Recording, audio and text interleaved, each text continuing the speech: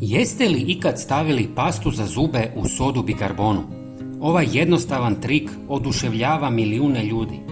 Danas ću vam pokazati šta će se dogoditi ako pomiješate ta dva sastojka uz još par dodataka. Stoga svakako ostanite s nama do kraja videa. Prvo u posudu dodajte 2 žlice sode bikarbone.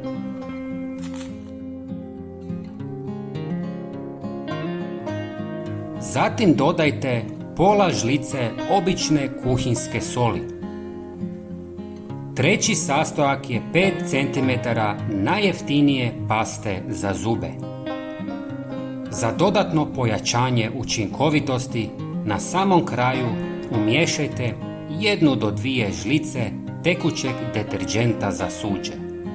Ovaj korak će pomoći u boljem povezivanju sastojaka i povećati djelotvornost smjese. Sve dobro promiješajte nekoliko minuta dok ne postane potpuno ujednačena.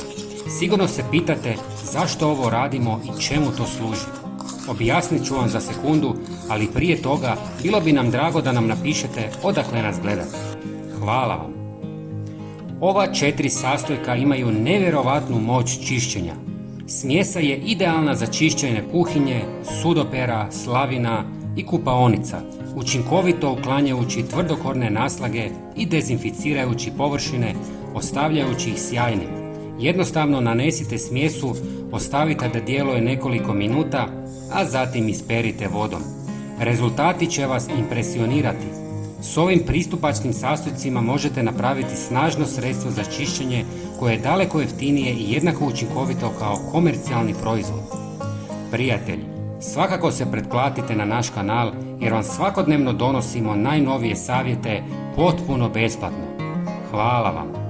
Pozdrav!